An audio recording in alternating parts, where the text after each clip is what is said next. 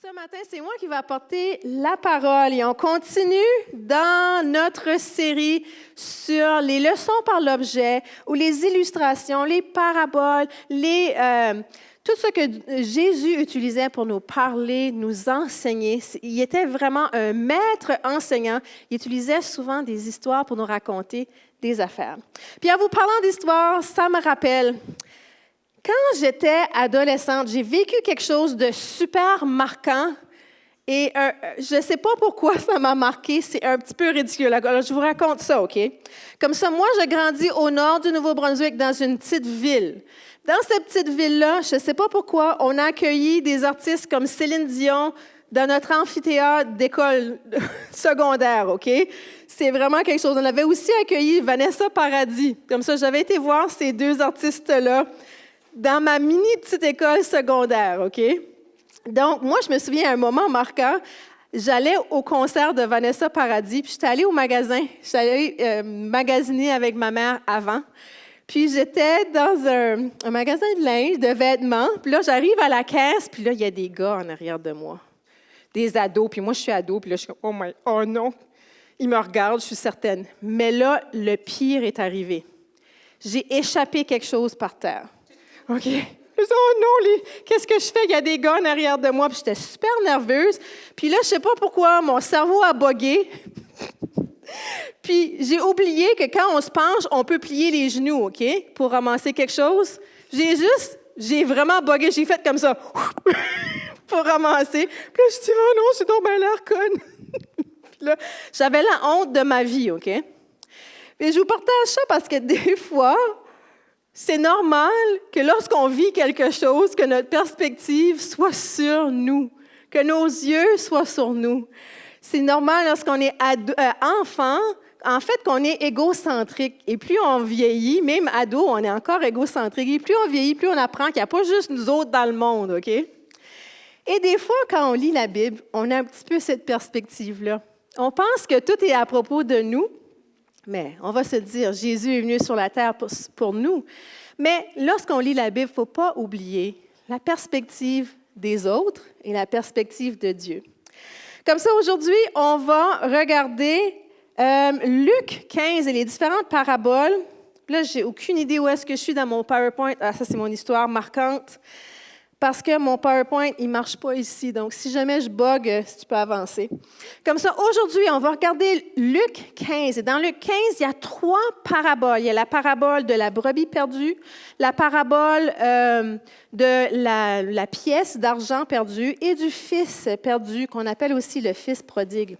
Et en fait, on va remarquer que dans cette histoire-là, ça parle de Dieu.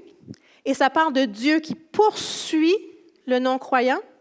Ça parle de Dieu qui valorise le non-croyant ou le pas encore croyant. Et Dieu aussi qui accueille la personne qui se tourne vers lui. Et pourquoi c'est important de voir les choses à travers des perspectives de Dieu? Bien, en fait, c'est important parce que si nous voulons être comme Jésus, il faut apprendre à voir les autres et les situations autour de nous à travers des yeux de Dieu. On a notre perspective, ça on est habitué, mais il faut aussi s'accaparer de la perspective de Dieu. Alors, aujourd'hui, je présente 3 paraboles. Alors, les paraboles, ce sont des histoires que Jésus raconte. C'est des histoires inventées de toutes pièces. Mais dans les paraboles, il y a des différents éléments. Et chaque élément représente quelque chose qu'il essaie d'enseigner. Comme ça, quand on lit une parabole, il faut porter attention à qui sont les personnages. Après ça, il faut penser, c'est quoi les événements? Puis des fois, Jésus il interprète sa parabole, puis des fois, il ne l'interprète pas. Alors, c'est à nous de l'interpréter. Alors, regardons les personnages, les événements, les actions, qu'est-ce qui se passe. Mais aussi, il faut regarder le contexte plus large du passage. Jésus, à ce moment-là, il enseignait à qui? Est-ce qu'il enseignait à ses disciples en privé? Est-ce qu'il enseignait devant des grandes foules de disciples? Est-ce qu'il enseignait devant les leaders religieux que leur cœur n'était pas juste devant Dieu? Ça, ce sont des choses importantes. Et vraiment, là, on va remarquer qu'on retrouve dans ces passages-ci les 3 différents personnages qui nous donnent 3 différentes perspectives. On va regarder ces perspectives-là en gardant bien sûr la perspective de Dieu, qui est quand même la plus parfaite, la plus belle, et celle que nous-mêmes, on veut adopter. Comme ça, on va remarquer que dans ces 3 paraboles-là, il y a toujours un personnage qui représente Dieu. Après ça, il y a un personnage qui représente ceux qui se trouvent déjà en Dieu, qui croient déjà en Dieu. Et après ça, on va retrouver, excusez-moi, j'ai besoin d'eau, il y a une bouteille ici random, je vais me servir. Elle n'a pas l'air ouverte, c'est bon. Comme ça. Après ça, il y a un autre personnage qui représente les personnes qui ne connaissent pas Dieu, qui sont décrites comme des personnes qui sont perdues, qui ont besoin d'être retrouvées. Alors, regardons ces paraboles-là ensemble. Comme ça, premièrement, contexte, contexte, contexte. Vous allez m'entendre dire ça tout le temps, tout le temps, tout le temps. Qu'est-ce qui se passe? Alors, juste avant ces paraboles-là, il est écrit les employés des impôts et les pécheurs s'approchaient tous de Jésus pour l'écouter.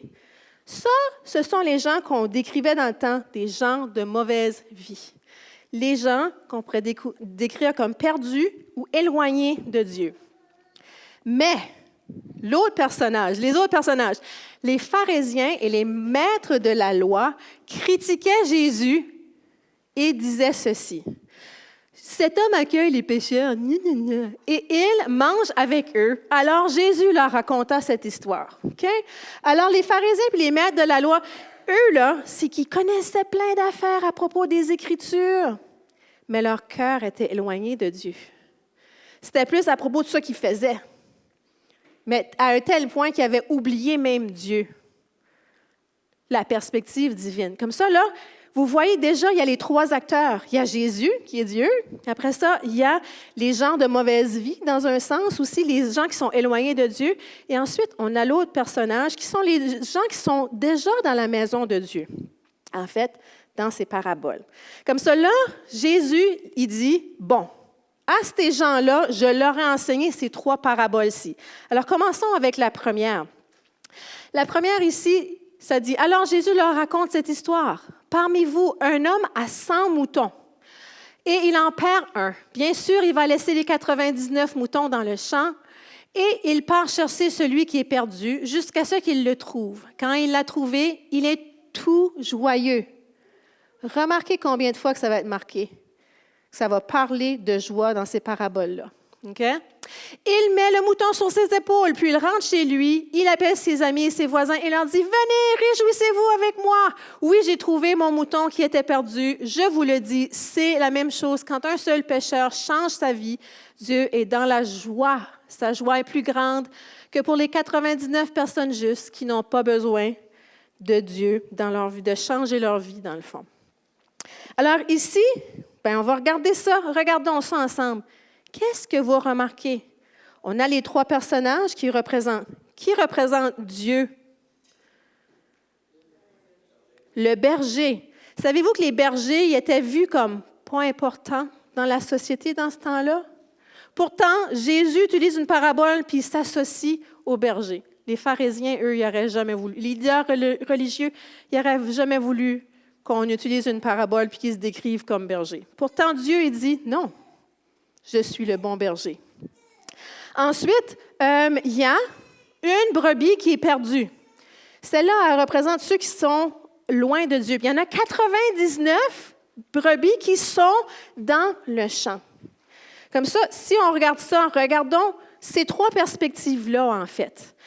Dans ces 3 perspectives-là, on a Dieu, le berger, dans le fond, qui cherche. Il cherche. Puis il va loin. Il a remarqué, premièrement, il voit. Puis en plus, il va faire la route, sortir, aller chercher la brebis qui manque. Quand il la retrouve, comment il réagit? « Oh, t'es dommage tannante, toi, pourquoi t'es là? » Non! Il est comme « Yeah, je t'ai trouvé! » Il est rempli de joie. C'est-tu pas beau? Comme ça, déjà là, la perspective. Si nous allons avoir la perspective de Dieu, déjà, il faut se dire, On va avoir les yeux sur des personnes qui ne connaissent pas Dieu. Et il va y avoir une joie lorsque un ou une d'entre elles se rapproche de Dieu, se tourne vers Dieu. Hein? Quelle belle perspective déjà là. Là, après ça, il y a la perspective des 99. Eux, est-ce que Jésus est comme, arrangez-vous, occupez, on ne s'occupe pas d'eux. Probablement qu'il y avait d'autres bergers là, pour s'occuper des 99. Là. Ils disent que dans le temps, quand il y avait un gros troupeau comme ça, il n'y avait pas juste un berger, il y avait quelques bergers. Comme ça, il y en a, probablement qu'ils ne les ont pas laissés abandonner. Puis en plus, ils étaient dans le champ. Alors, les 99, ils étaient quand même bien, là. Puis, il y a une sécurité à être ensemble. Comme ça, Jésus n'est pas là, ou il n'est pas en train de dire, j'abandonne tout le monde qui connaisse déjà Dieu, puis moi, je suis juste à propos de la brebis qui est perdue. En fait, il voit les deux, il s'occupe des deux. Mais sa priorité, c'est la brebis perdue. Et ça me parle énormément. Parce que moi, en tant que pasteur, c'est sûr que pasteur, ça veut dire berger. Je ne sais pas si vous savez ça. Berger, bergère. Et moi, c'est sûr que vous êtes des brebis de l'Église, alors je vous ai à cœur. Et aussi, j'ai à cœur ceux qui ne sont pas encore à l'Église, ceux qui ne connaissent pas encore Dieu. Et c'est la même chose pour chacun de nous, dans le fond. Ça devrait être la même chose pour chacun de nous. Dieu a les yeux sur les deux. Alors voilà, c'est quand même quelque chose de merveilleux. On a vu 3 perspectives. Et une chose qu'on voit dans cette parabole-là, c'est que Dieu poursuit. Probablement que la brebis était bien loin. Il est allé, il a fait l'effort, puis pour lui, c'était important d'aller vers la brebis qui était perdue. On continue. Et après ça, il y a une petite mini-parabole, c'est celle de la pièce perdue. Je vais vous la lire ici. Écoutez encore, une femme a 10 pièces d'argent. Dans certaines versions, ça va parler de drachmes. Et elle en perd une. Bien sûr, elle va allumer une lampe et balayer la maison. Elle cherche la pièce avec soin, jusqu'à ce qu'elle la trouve. Quand elle l'a trouvée, elle appelle ses amis et ses voisines et leur dit: « Venez, réjouissez-vous. » Hein? Elle est remplie de joie. Oui, j'ai trouvé ma pièce d'argent que j'avais perdue. Je vous le dis, c'est la même chose. Quand un seul pécheur change sa vie, il y a une joie parmi les anges. Il y a une joie. Encore là, on voit 3 perspectives. La perspective de Dieu qui se décrit par une femme. Une femme, dans la société de ces jours-là, elle n'avait pas de valeur. En fait, elle était une propriété. Légalement, elle était la propriété du mari. Et même devant les tribunaux, sa voix, son témoignage ne comptait pas parce qu'elle n'était pas vraiment humaine dans un sens. Okay? Ça, c'était la société dans le temps. Et Dieu se décrit lui-même ou s'associe, ou le parallèle dans cette parabole-là, c'est que c'est une femme. Et là, la femme qui représente Dieu là-dedans, elle perd une pièce d'argent. Puis là, qu'est-ce qu'elle fait?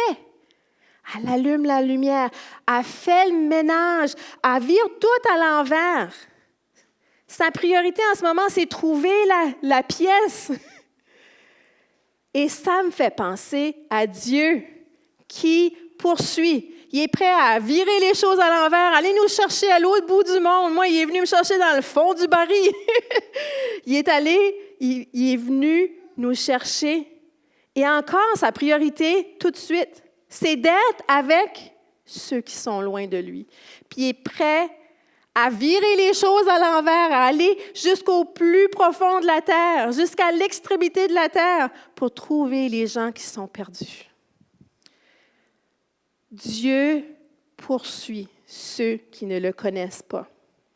Et si nous avons ce cœur-là, notre cœur devrait être tourné vers ça aussi, vers les gens qui ne connaissent pas Dieu. Notre cœur devrait être là aussi. Alors, il y a cette perspective-là. L'autre chose que moi, je vois lorsque je regarde ça, c'est qu'il y avait les 9 pièces, puis il y avait une pièce qui était perdue. Qu'est-ce qui avait plus de valeur? Les pièces, une pièce qui est qu'elle n'avait pas perdu ou la pièce qu'elle avait perdue? Mais dans le fond, les deux ont la même valeur, sauf qu'il y a besoin de poursuivre celle qui est perdue. Il ne faut pas oublier que nous, même si on est dans la maison de Dieu, on a encore une valeur intrinsèque et belle en nous. Mais il ne faut pas oublier non plus que ceux qui sont à l'extérieur, qui ne connaissent pas encore Dieu, ceux qui sont perdus, ont aussi autant de valeur que nous. Alors, n'oublions pas notre propre valeur, n'oublions pas la valeur des autres aussi. Parce que pour Dieu, ils sont importants, tout comme nous sommes importants à ses yeux. Quelle belle perspective, dans le fond. Comme ça, moi, je vois, en regardant ceci, on remarque que la femme a cherché la pièce avec soin, comme Dieu nous poursuit. Hey, est-ce que vous avez été poursuivi par Dieu juste avant que vous donniez votre vie à Dieu? Moi, là, il m'a couru après.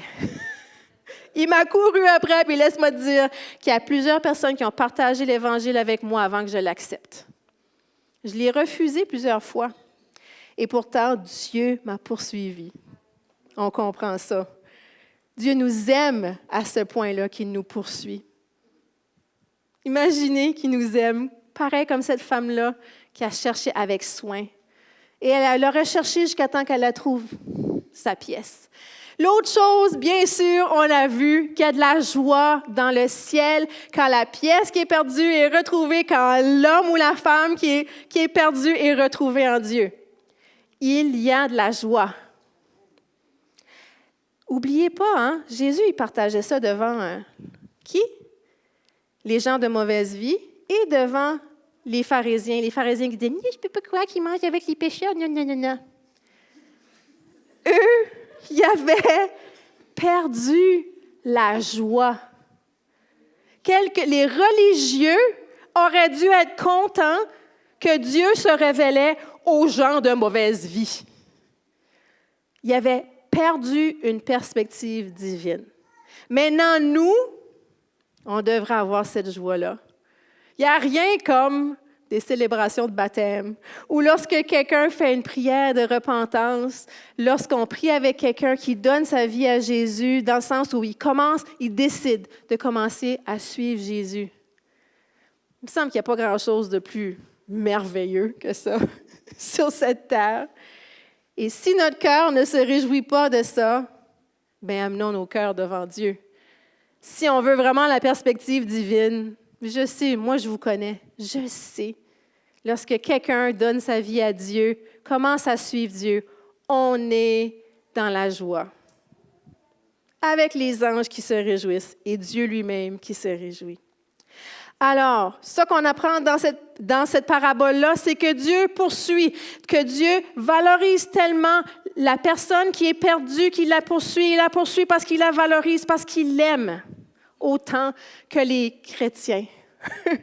Il nous a aimés avant qu'on le connaisse et il aime ceux qui ne connaissent pas encore Dieu avec cette étendue-là d'amour. Dieu poursuit et Dieu voit la valeur de chacun. Donc, ces trois paraboles-là, je vous les présente, ces trois paraboles. Je vous présente aussi la parabole du fils perdu ou le fils prodigue. Parce que dans le fond, ces trois paraboles-là qui ont le même message, mais qui ajoutent des petits éléments. Vous allez voir que les paraboles sont souvent comme ça, sont en moton, sont en chat. Il y en a des fois 3, il y en a des fois 2 qui sont sur des thèmes, des fois même plus. Puis Dieu nous amène des différentes nuances à travers de chacune. Comme ça, regardons le fils prodigue. Le mot prodigue, ça veut dire quelqu'un qui est allé, qui a pris son argent, qui a délapidé son argent, qui a tout dépensé. Puis, je vous raconte un petit peu l'histoire à la place de la lire parce qu'elle est plus longue, mais je vous invite à lire, d'approfondir. Luc 15, c'est vraiment merveilleux. Mais ici, il y a un père avec 2 fils. Mais il y a un fils qui est comme, OK là, papa, t'es pas encore mort, mais j'aimerais savoir mon héritage parce que moi, ça me tente de partir d'ici. Puis je ne sais pas pourquoi, mais dans l'histoire, le papa, il a décidé, voici, je vous donne mon héritage. Comme ça, le plus jeune, lui, il a pris tout l'héritage, puis il est parti loin. Il s'est sauvé de sa famille, puis il est allé dépenser son argent dans la belle vie jusqu'à temps qu'il en reste plus pantoute. Puis là, il est dans un pays étranger, puis il n'y a plus d'argent, puis il ne sait plus quoi faire. Puis là, il essaie de travailler. Puis dans l'histoire que Jésus raconte, je vous rappelle, c'est une histoire inventée, ce jeune homme-là, il commence à travailler, puis il a été employé pour nourrir les cochons. Puis pour un Juif, le nourrir les cochons, c'est vraiment honteux. Puis là, il a tellement faim que là, il est comme, moi, je mangerais la nourriture de cochon. Il est rendu à ce point-là. Il est rendu tellement bas dans sa vie. Puis après ça, il dit, attendons une minute. Mon père, là, ses serviteurs, là, ils mangent bien, puis mon père, il s'occupe bien de ses serviteurs. Je devrais juste retourner.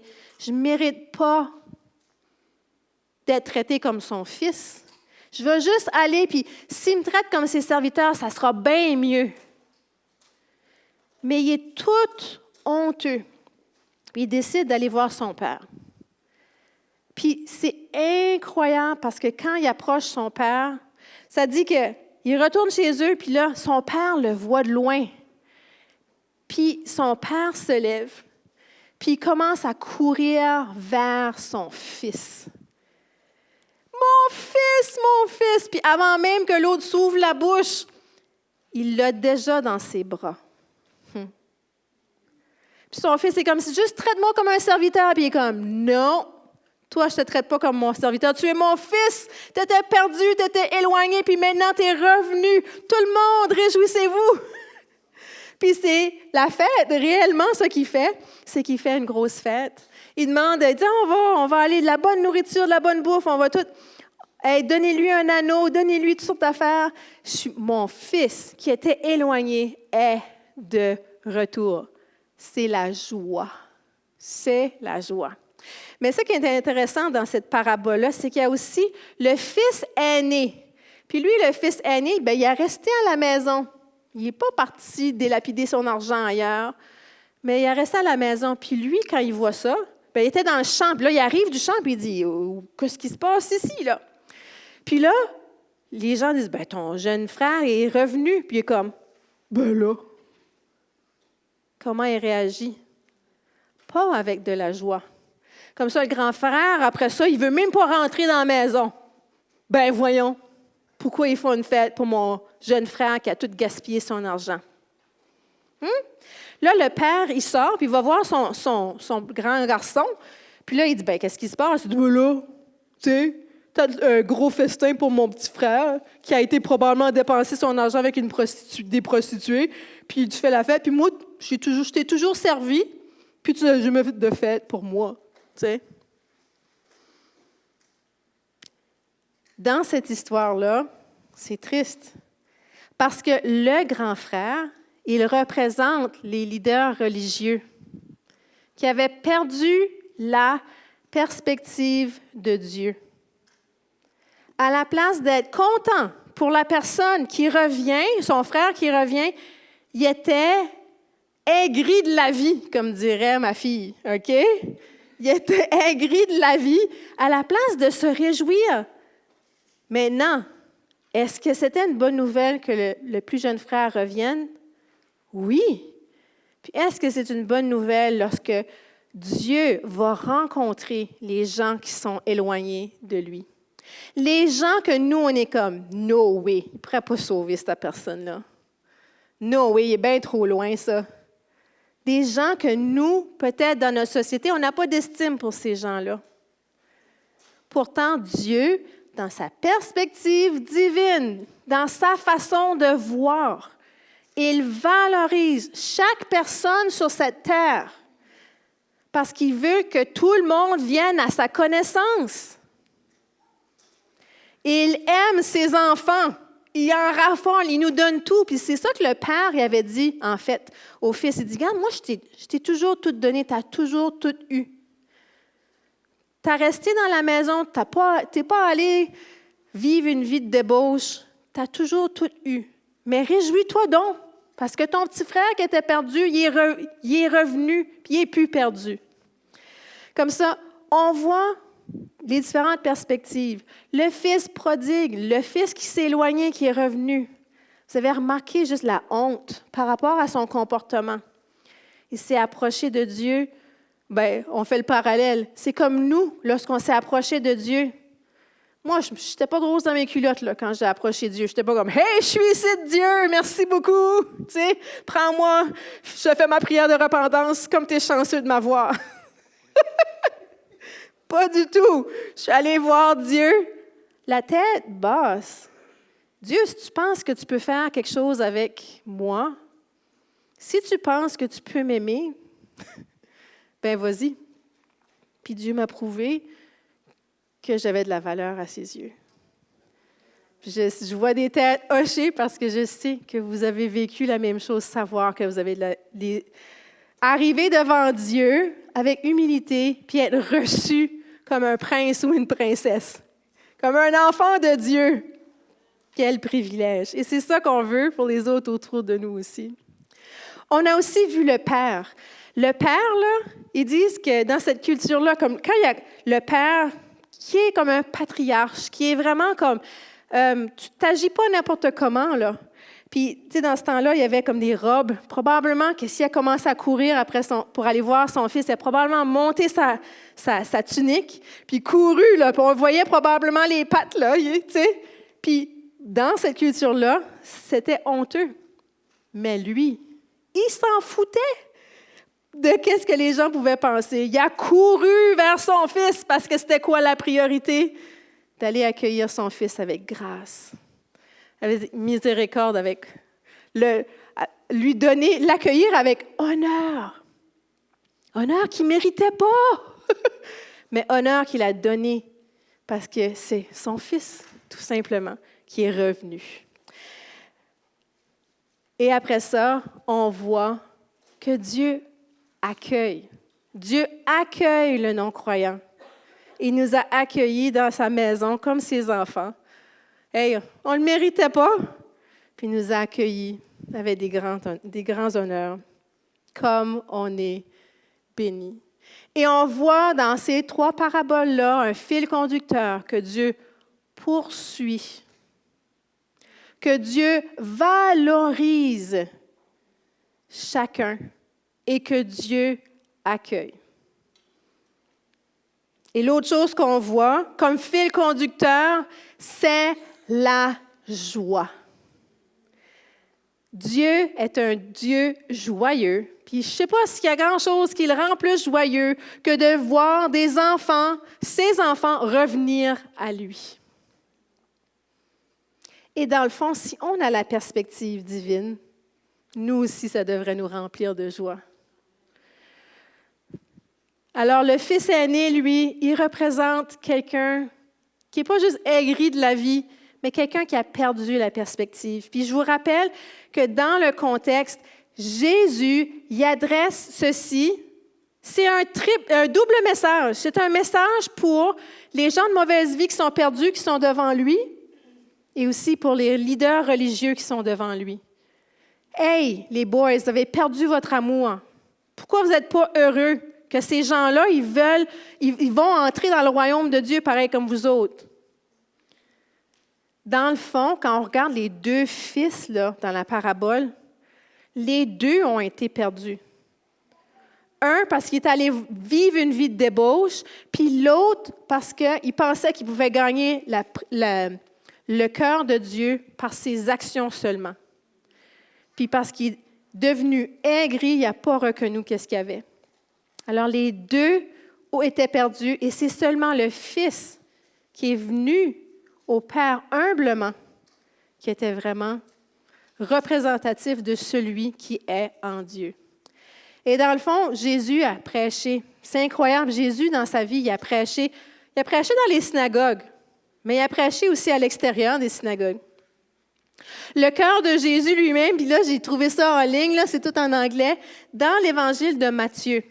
Ils ont regardé ce groupe-ci, ils ont divisé les actions de Jésus ou son ministère lorsqu'il était dans la synagogue, en vert ici, prêcher dans la synagogue. Alors, 9% de l'Évangile de Matthieu, c'est Jésus qui prêche dans les synagogues, ou dans les synagogues qui seraient l'équivalent de l'Église ou le temple, OK? Le reste du temps, il était à l'extérieur. Il y avait les yeux vers ceux qui étaient perdus et il y avait aussi les pieds et les mains à l'extérieur. Comme ça, il y avait des gens qui devaient connaître Jésus dans la synagogue.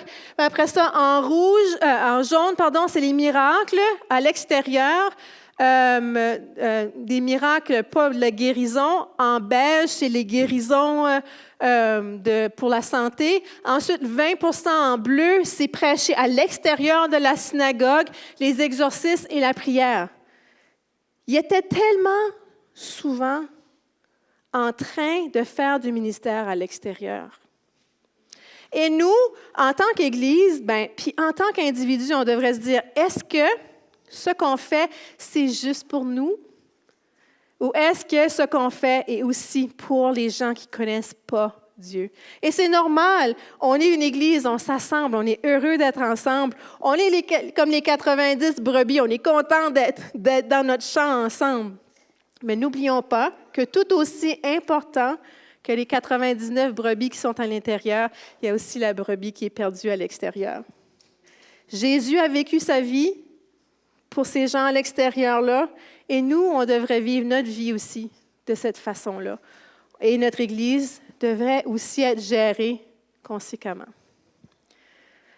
Alors, quel merveilleux passage! Et quelle merveilleuse chose que nous apprenons par rapport à ce que Dieu veut faire dans nos vies. Alors, ne soyons pas comme le fils aîné, aigri de la vie, qui ne se réjouisse pas lorsque un non-croyant vient à la connaissance de Dieu. Là, je voulais prendre le temps de vous dire, on est en train de préparer des événements pour le temps des fêtes. Mais c'est comme je disais à notre rencontre la semaine dernière, ces événements-là, on n'est pas en train de les organiser juste pour nous. Ben oui, c'est pour nous, on va fêter ensemble, on va célébrer la naissance de Jésus, mais c'est aussi pour inviter des gens. Comme ça, j'aimerais ça qu'on prenne le temps de pas juste être tellement occupé à organiser les événements qu'on oublie d'inviter des gens. Parce que dans le fond, c'est pour ça qu'on le fait. On veut pouvoir célébrer et aussi inviter. Et je vous en parlerai plus dans les prochaines semaines, les événements qui s'en viennent. Maintenant, il y a un livre que nous avons donné cet été, mais on a encore des copies. Alors, pour ceux qui n'ont pas de copies, j'irai en chercher.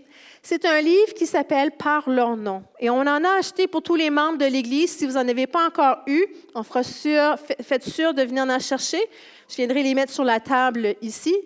Mais ce livre-là, « Par leur nom », c'est justement à propos de ce que j'ai prêché aujourd'hui.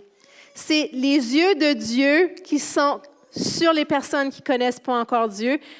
Et dans le fond, que nous devrions prier pour eux, les servir, les inviter, leur parler de Jésus, manger avec eux, pour qu'ils puissent arriver à connaître Jésus pareil comme nous. Ah, merci, merci. Alors, c'est celui-ci. Gênez-vous pas, on en a plein, on en a plus que même juste 3. Puis, pour ceux qui n'avaient pas de Bible non plus aussi, on donne les Bibles gratuitement. Tout ça, c'est gratuit, bien sûr. C'est un grand plaisir pour nous. Alors, gênez-vous pas, on en a d'autres aussi si vous en avez besoin. Comme ça, je vous invite cette semaine, si vous n'avez pas commencé à lire ce livre-là, commencez-le, il est merveilleux. Moi, il a touché mon cœur vraiment pour avoir les yeux vers ceux qui ne connaissent pas Dieu encore. Et dans la prémisse de ce livre-là, c'est que nous devrions prier pour 1 à 5 personnes. Et je vous donne le défi, à tous les jours qu'on devrait prier pour ces personnes-là et vraiment les porter dans nos cœurs. Et je vous lance le défi de commencer à inviter ou de penser à qui vous allez inviter aux différents événements que l'Église organise pour la gloire de Dieu. Alors, finissons avec cette prière-là pour demander à Dieu d'avoir son cœur qui est centré pas sur nous-mêmes, comme l'ado que j'étais quand j'étais jeune, mais vraiment qu'il soit centré sur les choses de Dieu et centré sur les gens qui ont besoin de Dieu autour de nous, les gens qui ont besoin de l'aide autour de nous. Et j'aimerais aussi qu'on puisse faire une prière pour... S'il y a quelqu'un ici qui ne connaît pas encore Dieu, je veux juste vous expliquer. Donner notre vie à Dieu, là, on dit ça, donner ta vie au Seigneur. En fait, c'est un choix de commencer. Je crois en Jésus, son sacrifice sur la croix, qu'il est mort pour mes péchés. Et je veux commencer à vivre pour lui. Je ne sais pas si je vais être capable, 100%, je ne serai pas capable. Mais Jésus, je veux te dire que je crois en toi. Je veux que tu me sauves. Je me suis éloignée de toi et je veux être près de toi maintenant. Alors, si c'est vous, je vais faire une prière, puis si c'est vraiment votre prière, vous aussi, bien, ça sera ce qu'on appelle la prière de repentance, un pas vers la croyance en Jésus. Alors, Seigneur Dieu, je te remercie, Seigneur, pour ce que tu as fait sur la croix. Jésus, même si je ne comprends pas toute l'ampleur de ce que tu as fait sur la croix, je crois que tu es mort pour mes péchés. Je crois que tu es mort parce que tu savais que j'étais perdu sans toi, puis que tu me voulais dans ta bergerie, que tu me voulais dans ta maison. Et Seigneur Jésus, plus que n'importe quoi, je veux être dans ta maison. Je veux être dans ta maison ici sur terre et je veux être dans ta maison au ciel, Seigneur. Prends ma vie, Seigneur Jésus. Je te fais confiance. Je crois en toi. Et que ce soit le premier pas aujourd'hui, Seigneur Jésus. Prends ma vie au nom de Jésus. Nous avons prié.